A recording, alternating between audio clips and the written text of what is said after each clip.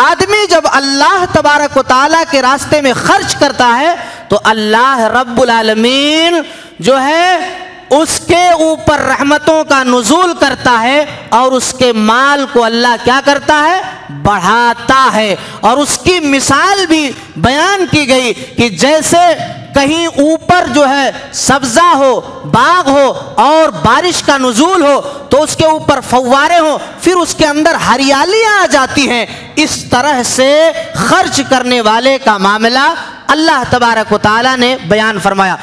ارے کوئی بھی غیر مسلم جو اسلام لایا ہو اس سے پوچھئے کہ کیا آپ زبرن مسلمان ہوئے ہیں؟ نہیں۔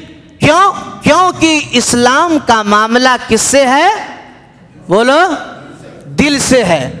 تو تلوار کے ذریعے سے جسم کو تو کاٹا جا سکتا ہے، آدمی کو مارا جا سکتا ہے، لیکن دل کو تلوار کے ذریعے سے قبضے میں کیا جا سکتا ہے؟ نہیں کیا جا سکتا ہے۔ پتہ یہ چل رہا ہے کہ اسلام تلوار کے ذریعے سے نہیں، زبردستی نہیں، بلکہ اخلاق کے ذریعے سے، اور آدمی دل سے قبول کرتا ہے۔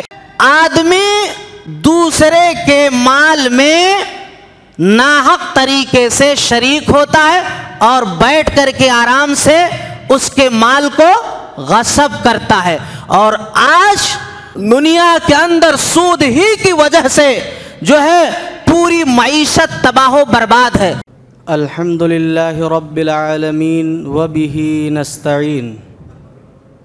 اعوذ باللہ من الشیطان الرجیم، بسم اللہ الرحمن الرحیم۔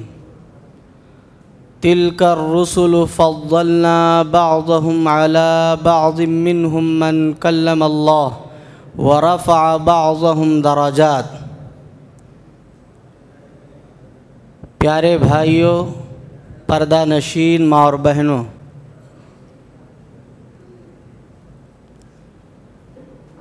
قیام اللیل میں پڑھے گئے تیسرے پارے کی مختصر تفسیر اللہ کی توفیق سے انشاءاللہ ہم آپ کے سامنے پیش کریں گے۔ اللہ تعالیٰ سے دعا ہے کہ اللہ رب العالمین ہم سب کی ساری عبادتوں کو قبول فرما کر جنت الفردوس میں اعلیٰ مقام عطا فرمائے، آمین۔ اللہ ہمیں صحیح کہنے اور ہم سب کو صحیح باتوں پر پوری عمل کی توفیق عطا فرمائے، آمین۔ اللہ رب العالمین نے اس کائنات کے اندر بہت سے نبیوں کو بھیجا۔ نبی تو نبوت میں برابر ہے،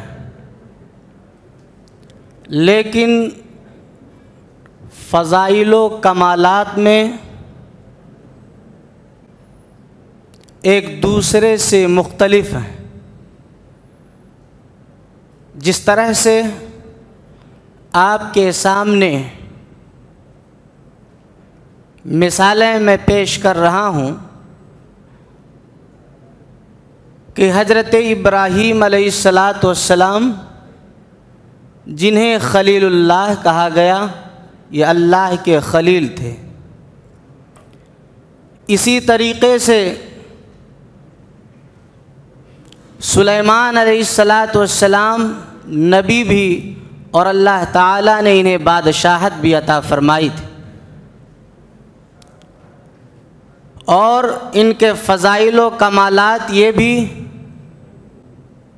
کہ اللہ رب العالمین نے انہیں جو طاقت و قوت عطا فرمائی وہ دوسرے نبیوں کو نہیں۔ اسی طرح سے حضرت عیسیٰ علیہ السلام کی اللہ رب العالمین کی جانب سے مادرزاد اندھوں کو بینا کر دینا، کوڑھیوں کو اچھا کر دینا، مٹی کی چڑیا بنائے اور اس میں پھونک مار دے تو وہ چڑیا ہوا میں اڑنے لگے۔ اسی طریقے سے ہم سب کے نبی جناب محمد الرسول اللہ صلی اللہ سمجھ گئے لگتا ہے، اور کچھ دن بعد پورا سمجھ جائیں گے۔ صلی اللہ علیہ وسلم کو اللہ تبارک و تعالی نے دو ایسے کمالات جن کو میں یہاں پر ذکر کر رہا ہوں، ایک تو علمی شکل میں اللہ رب العالمین نے قرآن مجید کا نزول، اور اسی طریقے سے جو ہے اللہ تبارک و تعالی نے معراج پر آپ کو لے گئے، تو یہ آپ صلی اللہ علیہ وسلم کی ایک خاص کمال اور وصف ہے جو دوسرے نبی کے اندر نہیں ہے۔ تو اس پارے کی شروعات ہی میں یہی بتلایا گیا، تِلْكَ الرُّسُلُ فَضَّلْنَا بَعْضَهُمْ عَلَى بَعْضٍ مِّنْهُمْ مَنْ كَلَّمَ اللَّهُ، کہ اللہ نے بعض رسولوں کو بعض پر فضیلت دی۔ تو نبوت میں سبھی برابر ہیں، لیکن بولو فضائل و کمالات میں ایک دوسرے، بولو شرماؤ نہیں بھائی، ایک دوسرے سے جو ہے الگ اور مختلف ہیں، یہ فرق ہے۔ اسی لیے ایک یہودی نبی اکرم جناب محمد الرسول اللہ صلی اللہ علیہ وسلم کی خدمت میں حاضر ہوا اور عرض کیا کہ اے نبی، آپ کے ایک صحابی نے مجھے تھپڑ مارا ہے۔ کیا مارا ہے؟ مجھے تھپڑ مارا ہے۔ پیارے نبی صلی اللہ علیہ وسلم نے کہا بلائیے۔ صحابی حاضر ہوئے، کہا کہ آپ نے انہیں تھپڑ کیوں مارا ہے؟ تو صحابی رسول صلی اللہ علیہ وسلم کہتے ہیں، نبی کی محبت کا کیا کہنا صحابہ کے، کہ اے اللہ کے رسول، میں یہودیوں کی بستی سے گزر رہا تھا تو میں نے سنا یہودی کہہ رہے تھے کہ موسیٰ علیہ السلام جو ہے یہ تمام نبیوں میں سب سے برگزیدہ ہیں، سب سے افضل ہیں۔ تو میں نے پوچھا پھر بتائیے کیا نبی مکرم صلی اللہ علیہ وسلم سے بھی زیادہ افضل ہیں؟ تو یہودی نے کہا اے اللہ کے نبی، اس نے جب میں نے پوچھا کہ نبی سے بھی افضل ہیں آپ سے، تو اس نے کہا ہاں۔ کہا مجھے غصہ آیا، پیارے نبی میں نے تھپڑ دے مارا۔ کیا کیا؟ مجھے غصہ آیا کہ آپ سے افضل بھی بتلا رہا ہے، بس میں نے اسے مارا۔ تو محمد الرسول اللہ صلی اللہ علیہ وسلم نے بیان فرمایا کہ لا تفضلونی من الانبیاء، کہ اے لوگو مجھے انبیاء پر فضیلتیں مت دو۔ کیا کرو؟ مجھے انبیاء پر فضیلتیں مت دو۔ یعنی آپ صلی اللہ علیہ وسلم کا یہ کہنا، اور جب کہ آپ افضل الرسل ہیں، دونوں باتوں میں تکرار آ رہی ہے۔ آپ کہہ رہے ہیں مجھے انبیاء پر فضیلت مت دو، لیکن آپ صلی اللہ علیہ وسلم تمام انبیاء میں بولو سب سے افضل ہیں۔ سمجھنے کی بات یہ ہے کہ پیارے نبی صلی اللہ علیہ وسلم نے اس مناسبت سے کہا کہ مجھے انبیاء پر فضیلت نہ دو کہ کسی نبی کا نام خاص کر کے، کیا ہے؟ کسی نبی کا نام خاص کر کے میری فضائل کا بولو تذکرہ مت کرو۔ بات سمجھ میں آ رہی ہے؟ سمجھ میں آئے تو بات آگے کی جائے کہ اللہ کے رسول صلی اللہ علیہ وسلم نے جو منع کیا، آپ کے منع کی حالت یہ ہے کہ کسی خاص نبی کا نام لے کر کے آپ کی فضیلت نہ بیان کی جائے۔ اس کی وجہ پیارے نبی نے بیان فرمایا کہ کہیں میری شان کی وجہ سے میرے کمالات بیان کرتے کرتے فرط محبت میں کسی نبی کی بولو ارے بول دو یار، توہین نہ ہو جائے. کیا ہو جائے؟ توہین نہ ہو جائے. اسی لیے محمد الرسول اللہ صلی اللہ علیہ وسلم نے کہا لا تفضلونی من الانبیاء، مجھے انبیاء پر فضیلت نہ دو. اب آئیے آگے چلتے ہیں. اللہ تبارک و تعالیٰ نے کہا وَأَيَّدْنَاهُ بِرُوحِ الْقُدُسِ، کہ ہم نے عیسیٰ علیہ السلام کو روح القدس کے ذریعے تقویت بخشی ہے. عیسائی یہ کہتے ہیں کہ عیسیٰ علیہ السلام خدا ہیں. پھر اسی طرح سے کہا جاتا ہے کہ عیسیٰ علیہ السلام اللہ کے بیٹے ہیں.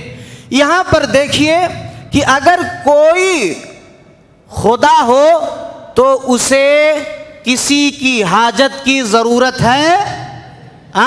نہیں ہے. کیوں؟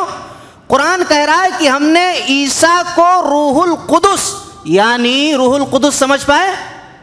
جبریل، بولو جبریل امین کے ذریعے سے مدد کی ہے، تو تقویت دی ہے. تو اگر کوئی خدا ہو تو پھر اسے کسی کی جو ہے سہارے کی ضرورت نہیں. اسی طرح سے اگر وہ اللہ کے بیٹے ہیں پھر بھی انہیں تقویت کی ضرورت نہیں. یعنی تمام باتوں کی تردید ہو رہی ہے.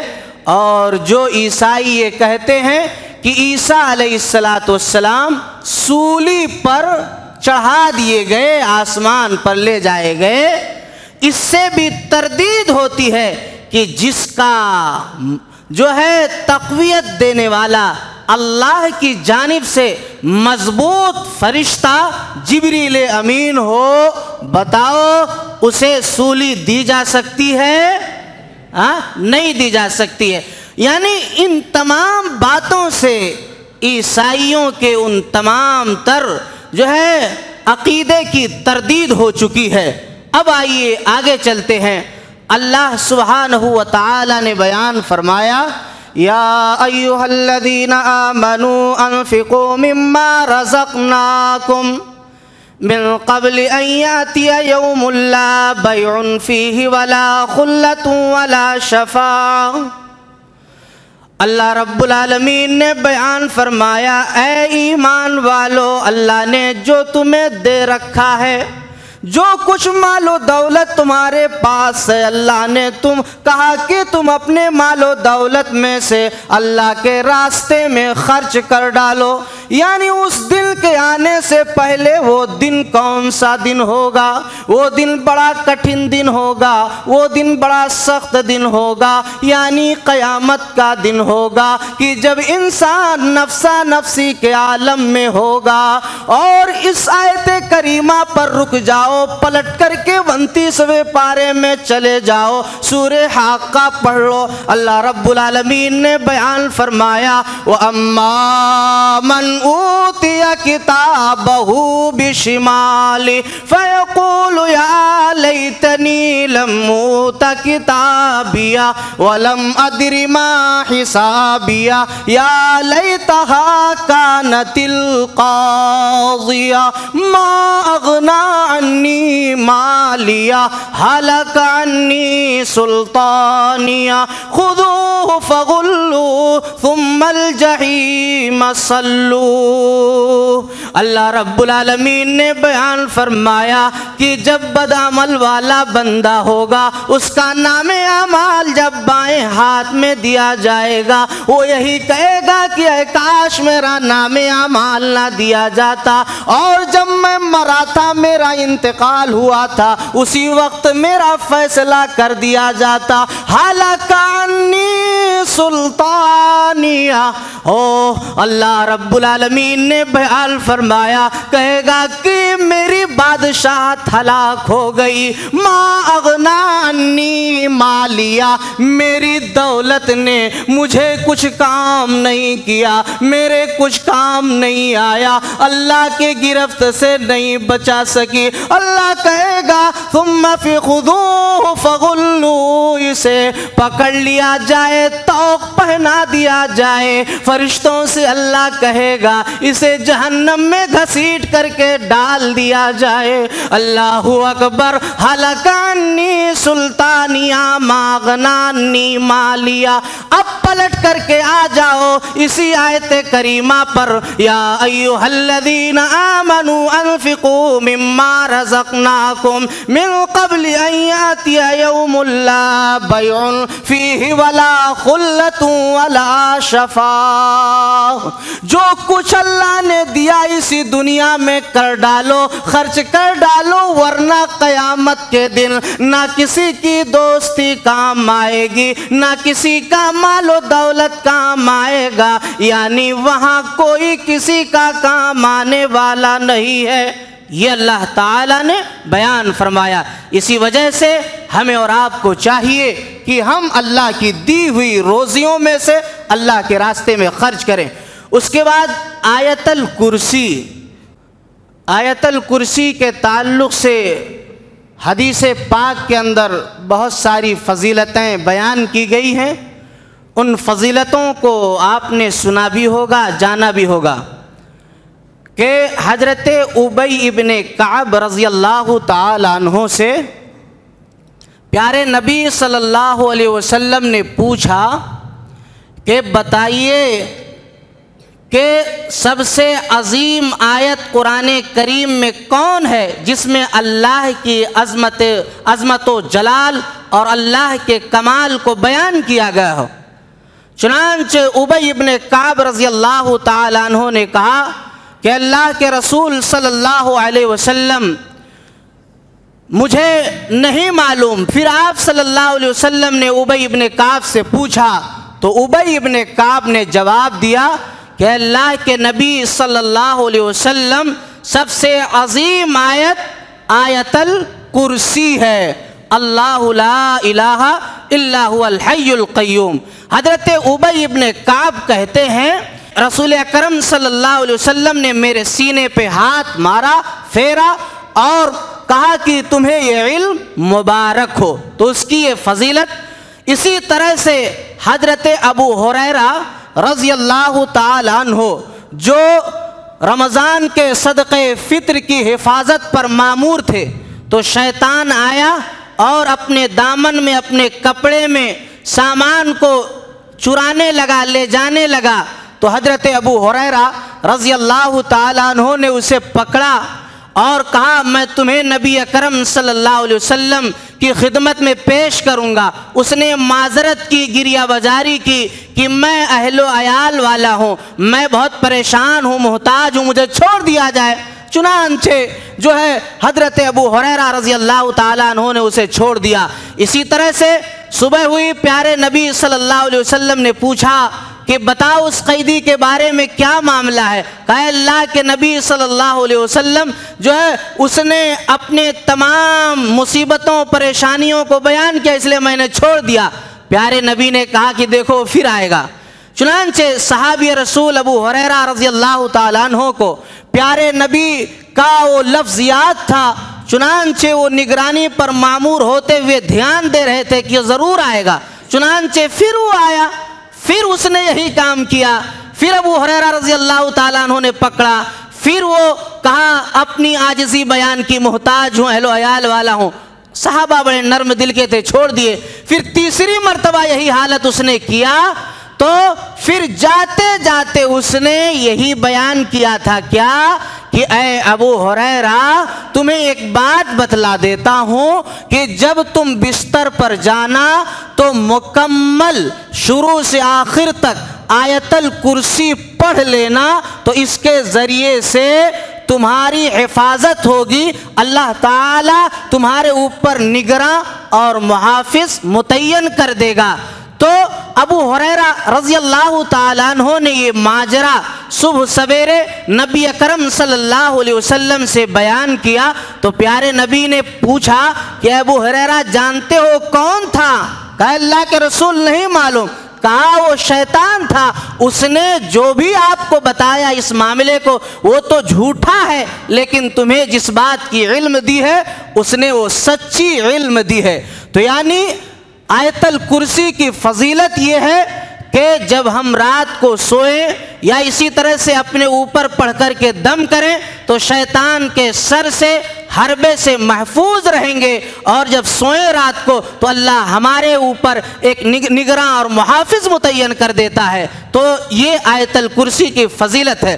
اس کے بعد ایک تیسری بات میں آپ کے سامنے آیت الکرسی کے تعلق سے پیش کر رہا ہوں کہ ابو امامہ رضی اللہ تعالیٰ عنہ کہتے ہیں کہ نبی اکرم صلی اللہ علیہ وسلم نے بیان فرمایا کہ جو بھی شخص فرض نماز کے بعد آیت الکرسی پڑھے گا تو اسے موت کے سوا جنت میں جانے سے کوئی نہیں روک سکے گا۔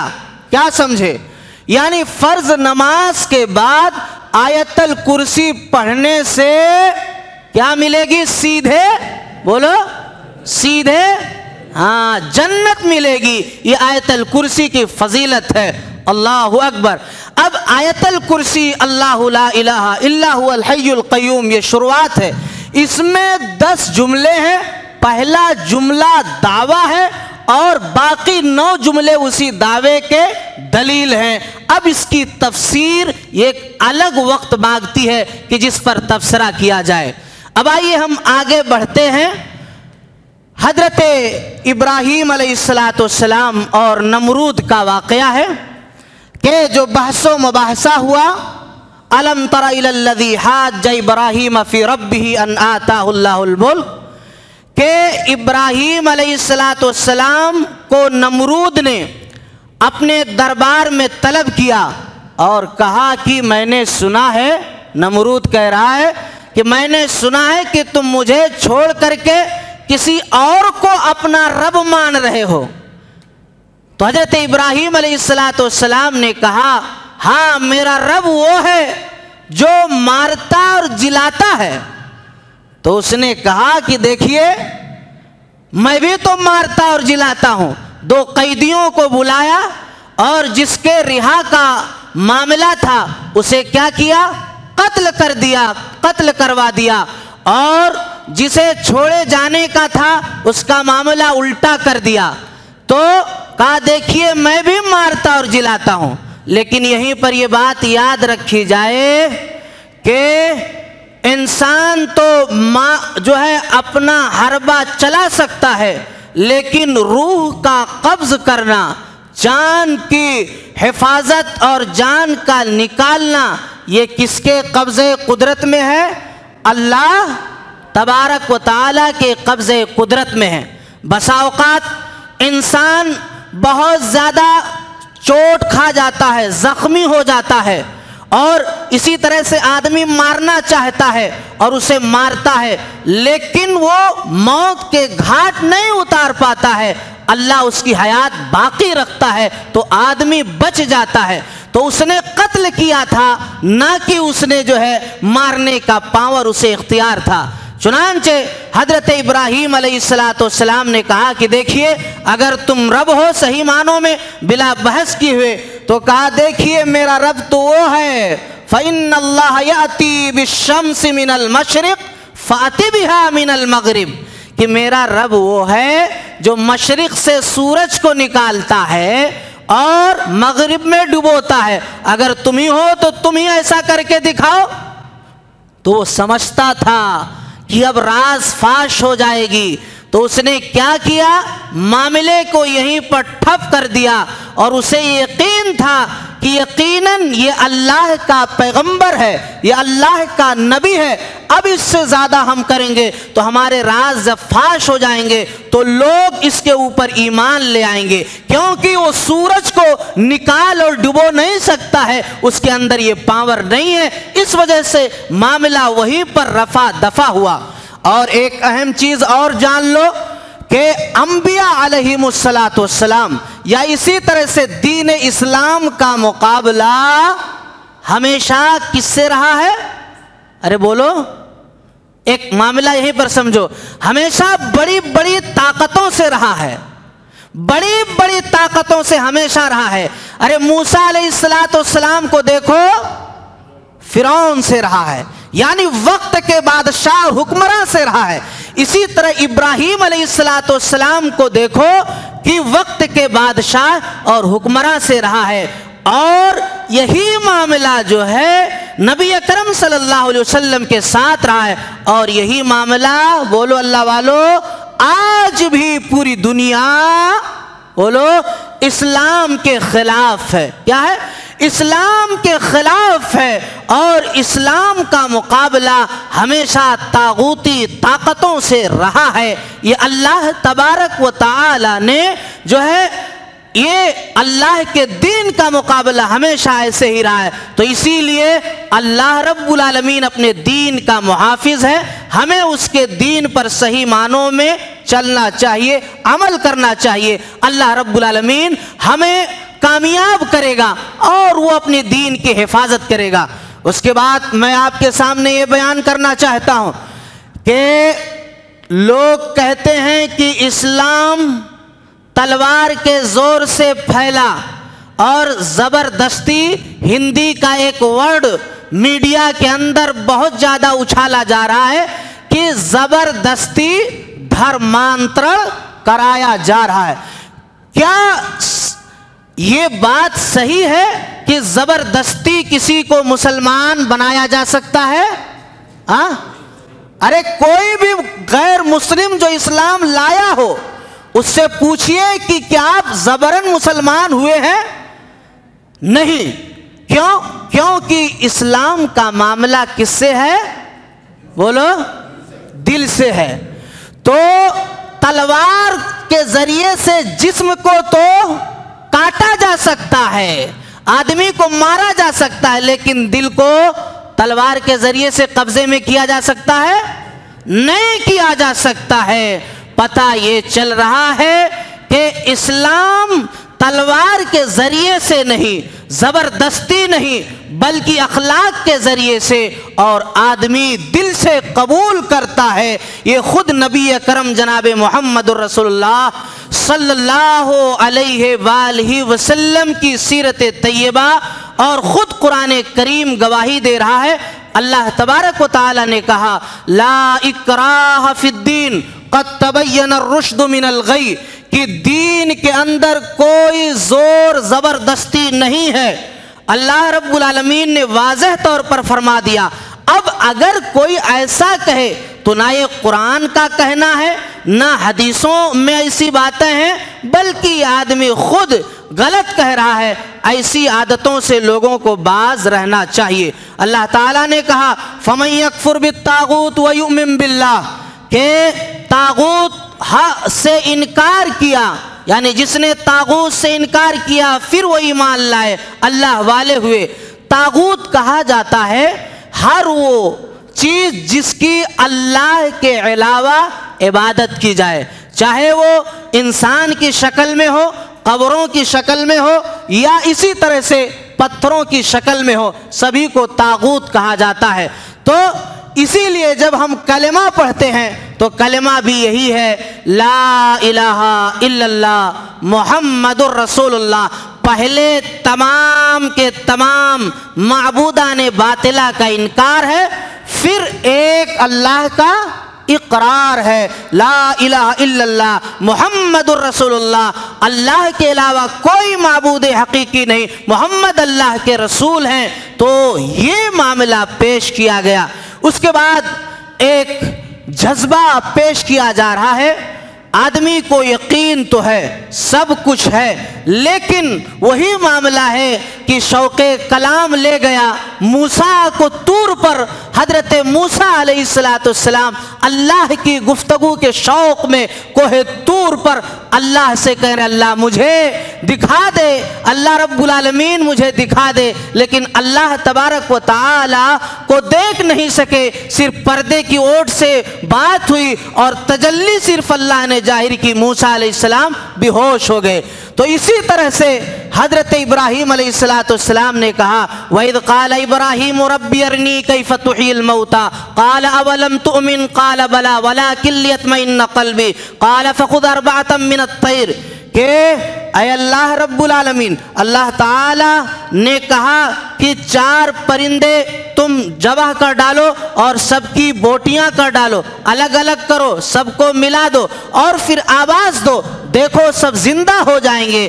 حضرت ابراہیم علیہ السلام نے کہا کہ اے اللہ میں یہ دیکھنا چاہتا ہوں، جبکہ یقین تھا لیکن پھر بھی اپنی آنکھوں سے ان مناظر کو دیکھنا چاہتے تھے، یعنی یقین کے ساتھ اپنے دل کو مطمئن کرنا چاہتے تھے۔ تو اس طرح سے اللہ تبارک و تعالی نے اپنے پیارے پیغمبر حضرت ابراہیم علیہ السلام کو یہ کر کے دکھایا کہ دیکھیے اس طرح سے جو ہے مردے، یہ جانور جن کو تم نے ذبح کر کے ملا دیا ہے، یہ سب کے سب آواز دو گے زندہ ہو جائیں گے، اپنی شکلوں میں آ جائیں گے۔ تو اللہ تعالیٰ نے دکھا دیا۔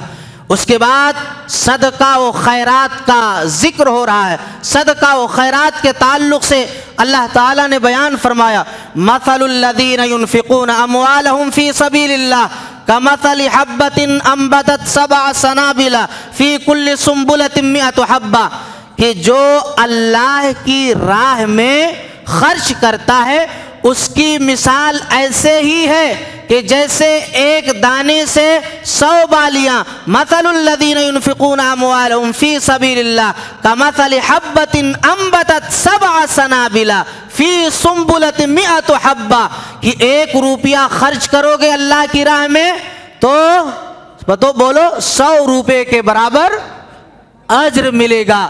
یہ ہے راہ رب میں خرچ کرنے کا جو ذکر قرآن کریم کے اس آیت کے اندر اللہ تعالیٰ نے بیان فرمایا۔ اس کے بعد یہ بیان کیا گیا کہ جو لوگ اللہ رب العالمین کے راستے میں خرچ کرتے ہیں، قیامت کے دن ان کے صدقہ و خیرات کی وجہ سے وہ عذابات سے کیا ہوں گے؟ محفوظ ہوں گے۔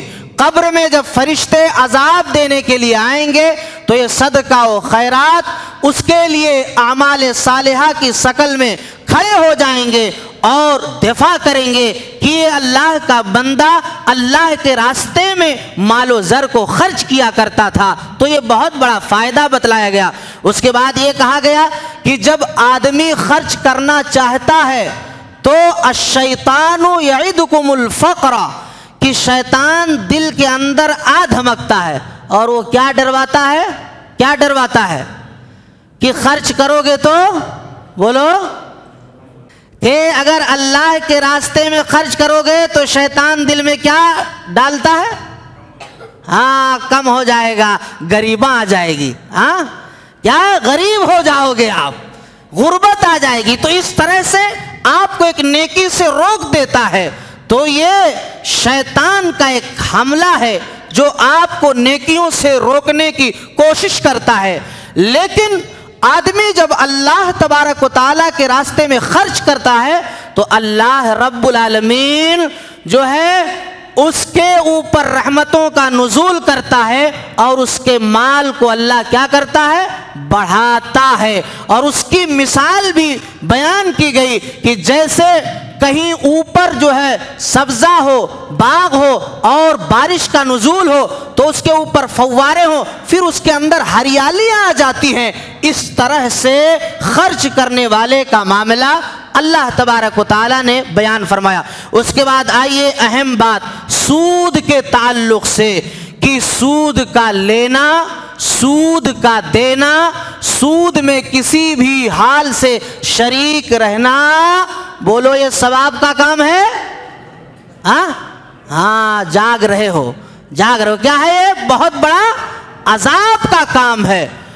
اللہ تبارک و تعالی نے جب سود کا حرام قرار دیا تو لوگوں نے یہ کہا کہ وَحَلَّ اللَّهُ الْبَيْعَ وَحَرَّمَ الرِّبَا، کہ سود بھی تو کس کی طرح ہے؟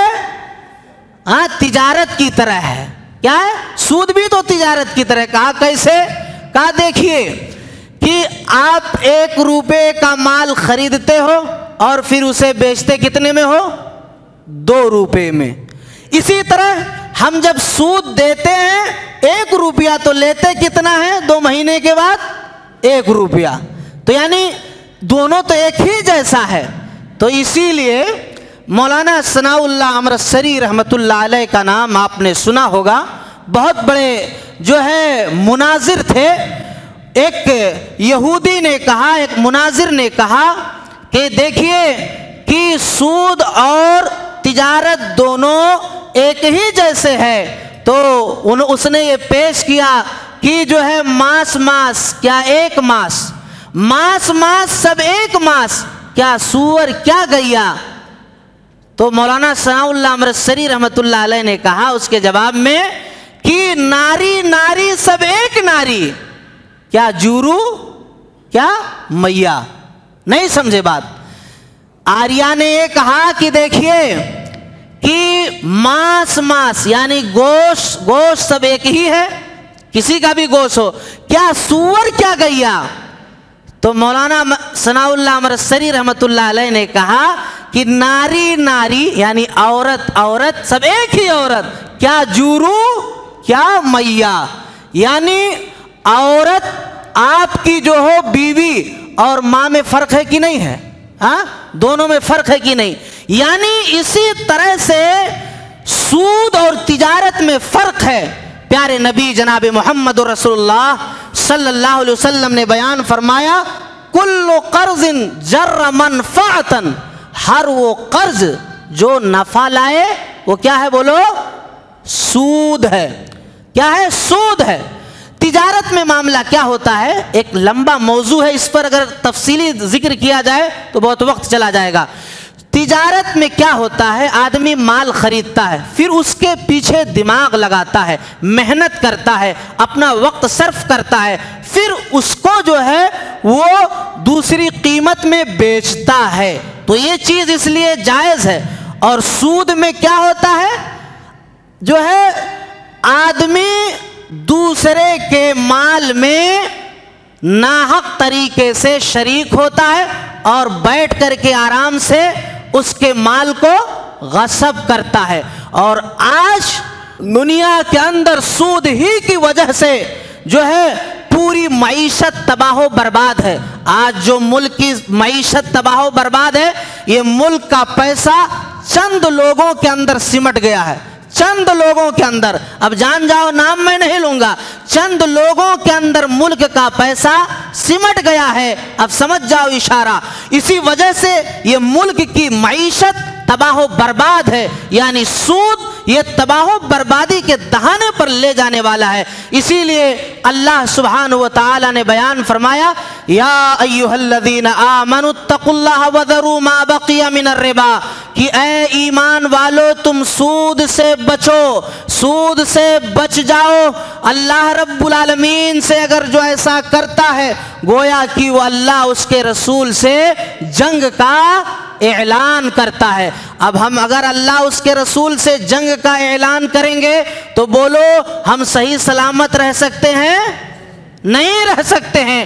اسی لیے تو پیارے نبی جناب محمد الرسول اللہ صلی اللہ علیہ وسلم پر آیت کریمہ نازل ہوئی کہ اے محمد الرسول اللہ صلی اللہ علیہ وسلم، سود خوری کرنے والا، سود میں ملوث رہنے والا، الذین یقومون الربا لا یقومون الا کما یقوم الذی یتخبطہ الشیطان من المس۔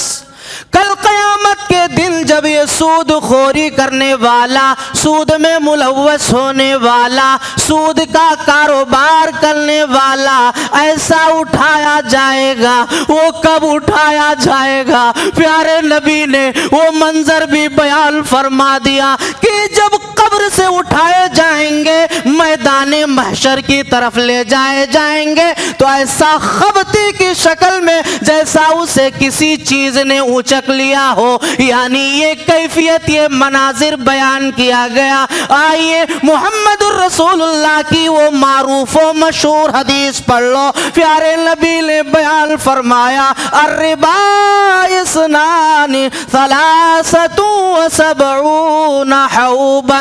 محمد الرسول اللہ نے بیان بیان فرمایا سود کے 73 دروازے ہیں، سود کے 73 درجے ہیں، اس کا سب سے ادنا درجہ یہ ہے کہ آدمی اپنی ماں کے ساتھ زنا کرے، اپنی ماں کے ساتھ منہ کالا کرے، یہ اتنا بڑا گناہ ہے۔ پیارے نبی نے بیان فرمایا، دوسری حدیث کے اندر بیان کیا گیا 70 دروازے ہیں، 70 درجے ہیں، یعنی سب سے ادنا درجہ پیارے نبی نے بیان فرمایا این کی الرجل امہ، کہ آدمی اپنی ماں کے ساتھ منہ کالا کرے، اپنی ماں کے ساتھ زنا کرے۔ آئیے سود سے اپنے آپ کو بچا لو اے ایمان والو۔ پیارے نبی نے اپنے خواب کا واقعہ بیان فرمایا جو جبریل امین کے ذریعے سے آپ فرشتوں کے ذریعے سے پتہ چلا۔ اللہ اکبر، محمد الرسول اللہ صلی اللہ علیہ وسلم کو ایک ایسے گڈھے کا سیر کروایا گیا، ایک ایسے خون کی نہر کا سیر کروایا گیا کہ آدمی ایک نہر کے اندر، خون کی نہر کے اندر ہے اور دوسرا نہر کے باہر کھڑا ہوا ہے اور ایک پتھر لیا ہوا ہے۔ خون کی نہر سے نکلنے والا آدمی باہر نکلنا چاہتا ہے اور یہ باہر کھڑا ہوا اس کے منہ کے اوپر دے مارتا ہے، اسی طرح سے وہ نکلنا چاہتا ہے، پھر وہ پتھر مارتا ہے، پھر اسی خون کی نہر میں رہ جاتا ہے۔ پیارے نبی صلی اللہ علیہ وآلہ وسلم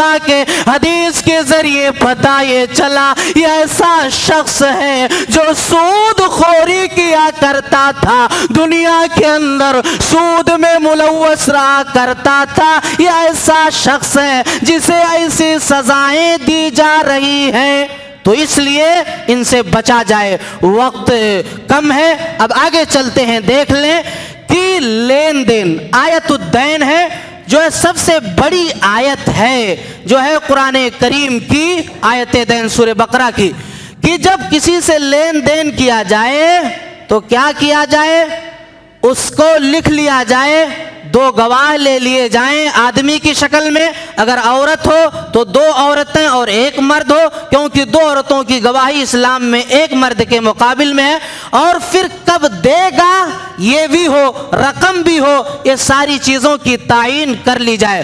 اس کے بعد سورہ بقرہ کا اختتام ہو رہا ہے، پیارے نبی جناب محمد رسول اللہ صلی اللہ علیہ وسلم معراج پر گئے ہوئے تھے، تو معراج میں آپ صلی اللہ علیہ وسلم کو 3 تحفے ملے تھے۔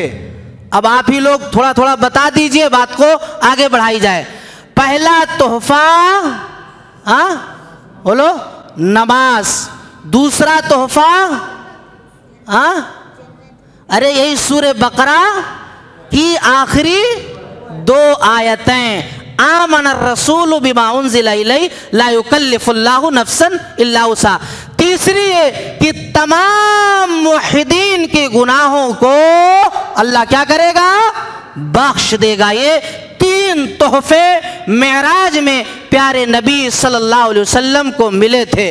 اب آئیے سورہ آل عمران کی شروعات ہوتی ہے اور نبی اکرم جناب محمد رسول اللہ صلی اللہ علیہ وسلم کے پاس عیسائیوں کا 60 افراد پر مشتمل ایک وفد آتا ہے اور مسجد نبوی کے اندر وہ نماز پڑھتے ہیں۔ صحابہ نے اعتراض کیا، اللہ کے رسول عیسائی تو نماز پڑھ رہے ہیں مسجد نبوی کے اندر، تو پیارے نبی نے کہا کہ دیکھیے یہ اگر انہوں نے پڑھا ہے تو کوئی مورتی تو نہیں رکھی ہے، ویسے ہی پڑھا ہے تو اس میں کوئی حرج کی بات نہیں۔ اس میں سے 3 لوگ 3 سرغنہ پیارے نبی صلی اللہ علیہ وسلم سے کیا کیا، مباحثہ کیا حضرت عیسیٰ علیہ السلام کے بارے میں اور اسلام کے بارے میں۔ پہلے نے یہ کہا کہ عیسیٰ علیہ السلام اللہ جو ہے خدا ہے، کیا ہے، خدا ہے۔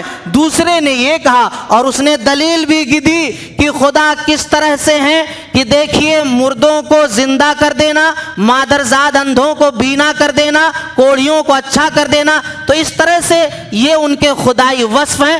تو اس بنیاد پر اس عیسائی نے کہا تھا کہ یہ خدا ہیں۔ اس کے بعد دوسرے نے دعویٰ کیا کہ عیسیٰ اللہ کے بیٹے ہیں اور اس نے یہ بیان فرمایا، دلیلیں دی کہ دیکھیے جو ہے اللہ تبارک و تعالی نے اپنے قرآن کے اندر بیان فرمایا اور اس نے اپنی طرف سے اور ساری باتیں بہرکیف اس نے دعویٰ یہ کیا تھا کہ عیسیٰ اللہ کے بیٹے ہیں۔ تیسرا یہ کہا کہ دیکھیے عقیدہ تثلیث کو پیش کیا کہ دیکھیے قرآن نے جب بھی کبھی استعمال کیا ہے تو جمع کا صیغہ استعمال فرمایا ہے، جمع کا صیغہ، اس سے عقیدہ تثلیث کو اس نے ثابت کرنے کی کوشش کی۔ تینوں کا دفعہ پیارے نبی صلی اللہ علیہ وسلم نے کیا کہ پہلے نے جو یہ کہا تھا کہ عیسیٰ علیہ السلام خدا ہیں تو ان کے عقیدے کی تردید ہوئی کہ آپ ہی لوگ تو کہتے ہیں کہ جو ہے عیسیٰ جو آسمان پر اٹھا لیے گئے ہیں، سولی دے دیا گیا ہے، تو بتاؤ خدا زندہ ہے کہ مردہ؟ بولے خدا زندہ رہتا ہے، تو بتائیے جب مر گئے تو کیسے خدا؟ تو اس طرح سے ان کے اس معاملے کی تردید ہوئی۔ دوسرا یہ کہ خدا کے بیٹے ہیں، تو پیارے نبی صلی اللہ علیہ وسلم نے بیان فرمایا کہ اگر خدا کے بیٹے ہیں تو بیٹا بھی تو باپ کی جنس سے ہونا چاہیے، باپ کی جنس سے ہونا چاہیے، اللہ رب العالمین کی جنس سے ہونا چاہیے، یہ کہاں سے ہو سکتا ہے؟ پھر قرآن پڑھ کر کے پیارے نبی صلی اللہ علیہ وسلم نے اس کا بھی دفاع فرمایا۔ اسی طرح سے تثلیث کا جو عقیدہ پیش کیا وہ آیات محکمات اور متشابہات کے ذریعے پیارے نبی صلی اللہ علیہ وسلم نے اس کو بھی حل فرمایا۔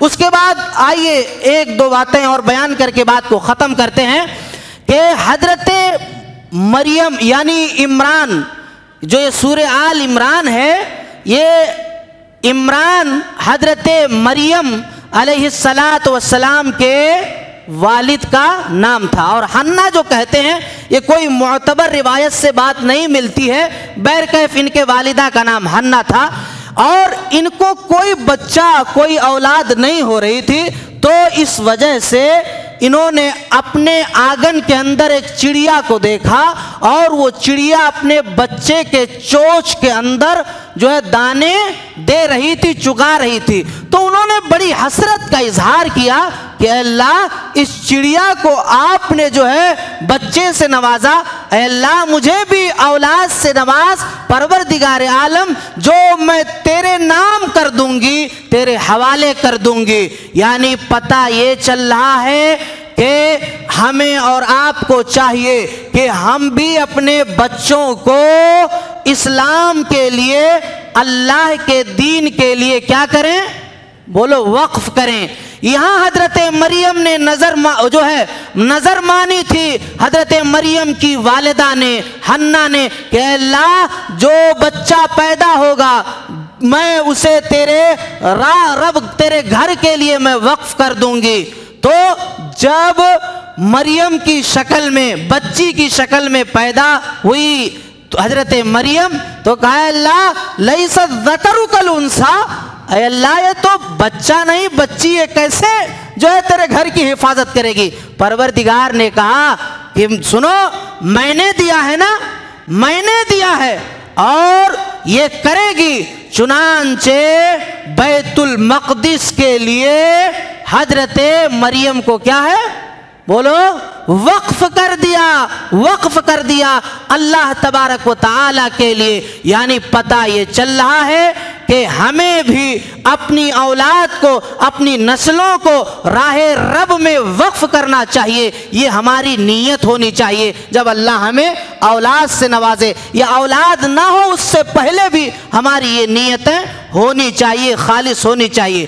اور 4 عورت کاملہ گزری ہیں، 4 عورت، ان 4 عورتوں میں سے ایک حضرت مریم ہے، دوسرا حضرت آسیہ ہیں، تیسرے حضرت خدیجہ ہیں، چوتھے بتا سکتے ہو؟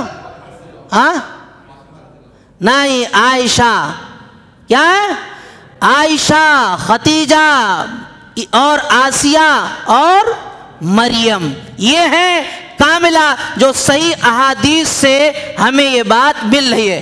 بہرکیف اللہ تبارک و تعالیٰ کے اس فرمان سے یہ ساری باتیں ہمارے سامنے آئی۔ اس کے بعد بہت ساری باتیں بیان کی جا سکتی ہیں۔ ایک بات اہم اور کہ گناہ تو بولو گناہ ہی ہے، کیا ہے؟ گناہ گناہ ہی ہے۔ گناہ انسان اکثر کب کرتا ہے، کہاں کرتا ہے، کہاں کرتا ہے؟ دنیا سے، بولو، دنیا سے چھپ کر کے، دنیا سے چھپ کر کے گناہ کرتا ہے۔ اور یہ گناہ تو گناہ ہی ہے، چاہے دنیا سے چھپ کر کے کرے یا سر عام کرے، لیکن دنیا کے سامنے جب کوئی آدمی گناہ کرتا ہے تو اس کے گواہ، بولو، دنیا کے لوگ ہوتے ہیں۔ لیکن جب آدمی گناہ تنہائی میں کرتا ہے تو اس کا گواہ، بولو، خود اللہ ہوتا ہے۔ یعنی خود اللہ تبارک و تعالی اس کا گواہ بھی ہوگا، اللہ اس کا فیصل بھی ہوگا، اس کا حاکم بھی ہوگا۔ اس لیے خلوت میں گناہ کرنے سے اور زیادہ، بولو، ڈرنا چاہیے، بچنا چاہیے، کیونکہ کوئی اور نہیں، جو انصاف کرنے والا وہی خود گواہ ہے اور وہی خود حاکم ہوگا۔ اسی لیے جلوت میں تو ڈریں، لیکن خلوت میں اس سے کہیں زیادہ ہمیں اور آپ کو گناہ کرنے سے ڈرنا ہوگا۔ تو یہ اہم بہت ساری باتیں ہیں جو آپ کے سامنے پیش کی جا سکتی تھیں، لیکن وقت اب اجازت نہیں دیتا ہے، پھر انشاءاللہ آگے گفتگو جاری رہے گی۔ اللہ رب العالمین ہمیں نیک عمل اور سچی سمجھ کی پوری توفیق عطا فرمائے، آمین۔